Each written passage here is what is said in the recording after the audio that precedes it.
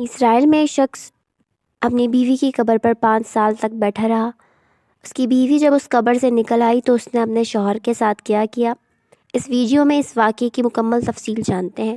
السلام علیکم، بسم اللہ الرحمن الرحیم۔ شروع کرتی ہوں اللہ کے نام سے جو بڑا مہربان نہایت رحم کرنے والا ہے۔ بنی اسرائیل میں ایک شخص اپنی بیوی کے ساتھ رہا کرتا تھا۔ اس کی بیوی نہایت خوبصورت اور اللہ نے اس کو بے حد حسن و جمال عطا کیا تھا۔ وہ اتنی خوبصورت تھی کہ اس کی خوبصورتی کے لوگ قصیدے پڑھا کرتے تھے، بے انتہا خوبصورت تھی۔ اس کا شوہر اس سے بے پناہ محبت کرتا تھا۔ پھر یوں ہوا کہ اچانک اس کا انتقال ہو گیا اور وہ مر گئی، اور اس انتقال سے اس کے شوہر کو بے حد صدمہ پہنچا۔ وہ ہر بار اپنی بیوی کی قبر پر جاتا اور اس کے پاس بیٹھا رہتا، گھنٹوں گھنٹوں تک بیٹھا رہتا اور روتا رہتا تھا، اور اس کی قبر پر لیٹ جاتا، پھول لے کے جاتا، اس کے پاس بیٹھ جاتا اور اپنے سارے بیتے لمحات کو یاد کرتا رہتا تھا۔ وہ شخص 5 سال تک اپنی بیوی کی قبر پر یوں ہی روز آتا تھا اور بیٹھ جاتا تھا۔ اب تو وہاں کے لوگ بھی اس کو پہچاننے لگ گئے تھے، کیونکہ اس سے اپنی بیوی کی جدائی برداشت نہیں ہو رہی تھی، کیونکہ اس نے ایک عرصہ گزارا تھا اپنی بیوی کے ساتھ، تو وہ اچانک سے چلی گئی اس کو چھوڑ کے، اور اس سے یہ بات برداشت نہیں ہو رہی تھی۔ 5 سال گزرنے کے بعد بھی وہ شخص اپنی بیوی سے اتنی ہی محبت کرتا تھا۔ وہ دنیا سے اس نے بیر لگا لیا اور اپنی بیوی کی یاد میں، صرف اپنی بیوی کی یاد میں اس کی قبر پر بیٹھ جاتا تھا۔ روزمرہ کی طرح وہ شخص اپنی بیوی کی قبر پر بیٹھا ہوا تھا۔ وہاں سے حضرت عیسیٰ علیہ السلام کا گزر ہوا۔ حضرت عیسیٰ علیہ السلام نے پوچھا، اے شخص، تو یہاں کیوں بیٹھا رو رہا ہے؟ اس نے کہا، یہ قبر میری بیوی کی ہے، اور یہ میری بیوی آج سے 5 سال پہلے مر گئی تھی۔ میں اپنی بیوی کی جدائی برداشت نہیں کر سکتا، اور میری بیوی کی جدائی نے مجھے بہت زیادہ اثر کیا ہے، اور میں بالکل بیگانہ ہو گیا ہوں دنیا سے، مجھے اپنی بیوی چاہیے۔ تو پھر حضرت عیسیٰ علیہ السلام نے اس سے کہا کہ آج کے بعد تو کبھی نہیں روئے گا۔ حضرت عیسیٰ علیہ السلام نے کہا کہ میں اللہ سے دعا کرتا ہوں اور کہتا ہوں کہ وہ تیری بیوی کو تیرے پاس واپس لوٹا دے۔ تو حضرت عیسیٰ علیہ السلام نے ساتھ ایک قبر کے پاس لے گئے اور حکم دیا، ایک قبر والے اللہ کے حکم سے زندہ ہو جا۔ تو اس قبر میں سے ایک حبشی نکل آیا۔ اس نے حضرت عیسیٰ علیہ السلام کو دیکھتے ہی حضرت عیسیٰ علیہ السلام کا کلمہ پڑھا، لا الہ الا اللہ عیسیٰ روح اللہ۔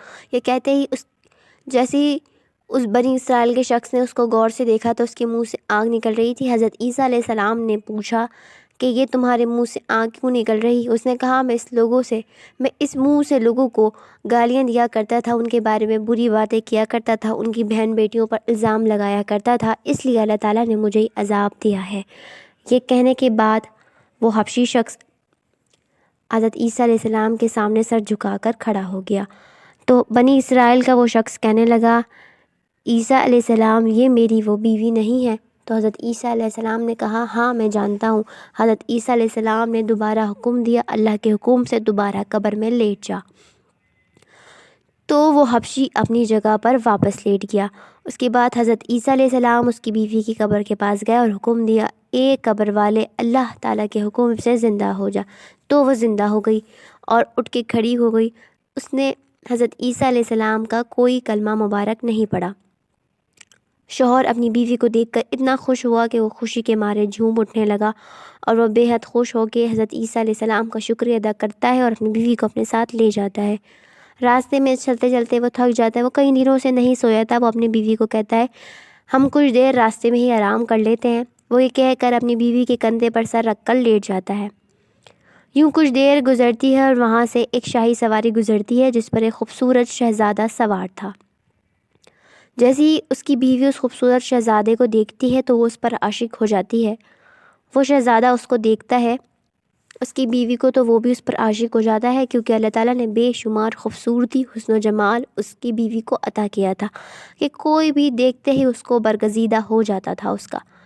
اس کے بعد وہ اس کے پاس اٹھ کر چلی جاتی ہے، اپنے شوہر کا سر نیچے رکھتی ہے اور اٹھ کر اس شہزادے کے پاس چلی جاتی ہے اور کہتی ہے، میں آپ کے ساتھ جانا چاہتی ہوں۔ تو شہزادہ اس کو بھی اپنے ساتھ گھوڑے پہ بٹھا لیتا ہے اور وہ دونوں چلے جاتے ہیں۔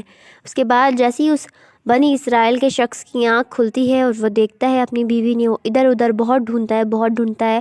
پھر کیونکہ وہ ریگستان تھا تو وہ اس کے قدموں کے نشان سے اس کے ڈھونڈتے ڈھونڈتے اس کے پاس پہنچ جاتا ہے اور وہ دیکھتا ہے کہ وہ ایک بادشاہ کے ساتھ کھڑی ہوئی باتیں کر رہی ہوتی ہے۔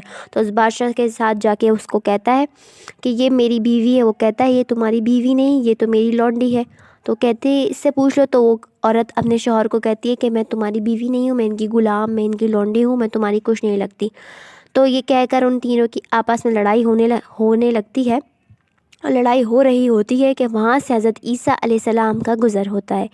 تو حضرت عیسیٰ علیہ السلام کو وہ شخص روکتا ہے بنی اسرائیل کو، کہتا ہے کیوں حضرت عیسیٰ علیہ السلام، کیا آپ نے میری بیوی کو زندہ نہیں کیا تھا اللہ کے حکم سے؟ کیا یہ میری وہی بیوی نہیں ہے؟